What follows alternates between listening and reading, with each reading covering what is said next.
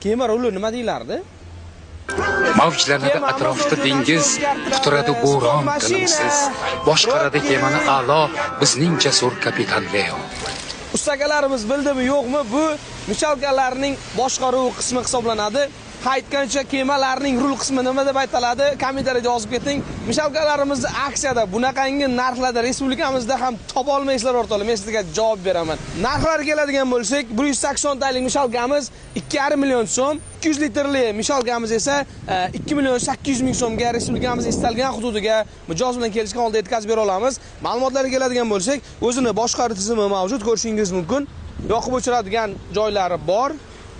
Mahsulotimiz ayni metaldan ishlangan, ko'rishingiz mumkin mana.